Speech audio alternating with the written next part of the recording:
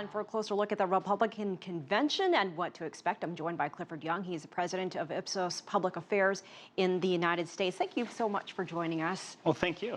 You know, this Republican convention is unlike anyone has ever seen before. For the international community watching this unfold, what can they expect? What should they look for? Okay, first and foremost, let's talk generally, then more specifically about this convention. What do we know about conventions in general? They're very important crystallizing events. They're mechanisms to rally the troops around the presumptive candidate. They're there to increase name recognition and salience.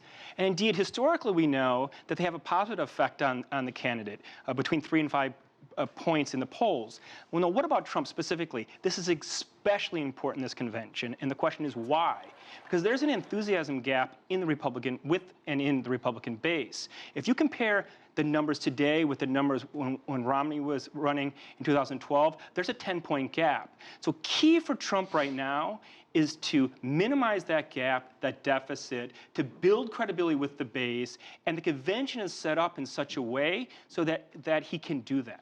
So, it's really a pep rally of sorts. A lot of people know who he is, globally even. He's become a household name because of everything he's done, especially with the media. But not a lot of people know about Mike Pence, his vice presidential candidate, running mate.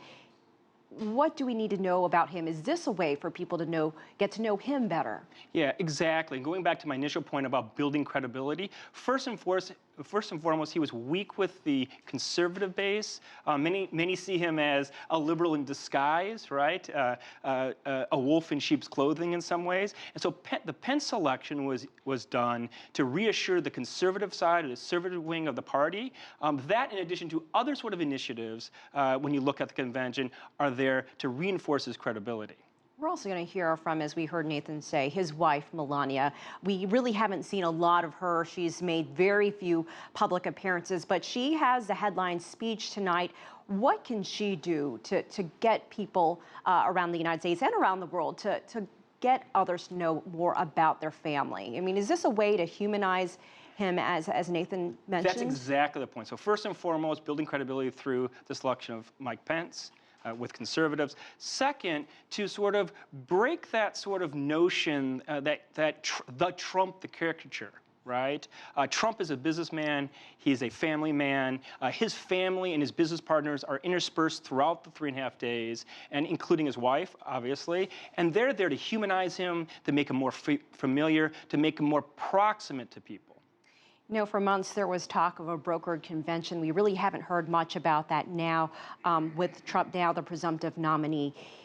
Do you anticipate any surprises, any drama at this convention, anything that could pop up? Now, we've seen a little bit already. The anti-Trumpers have tried to push through a motion today. They were blocked, of course. There might be some more, but probably not. The probabilities that he won't get it are very, very low. But for him, once again, it's about pyrotechnics. It's a show. He has to show that he's credible. And the more confusion that's around the convention, the worse for him. They really don't need that there. They don't need it at all. He needs to reinforce a point that he is a serious, credible alternative to Hillary Clinton, and that his base can trust him. And any sort of confusion doesn't help, obviously, in the end. All right, Clifford Young, thank you for your insight. We appreciate you joining us on the show. Well, thank you.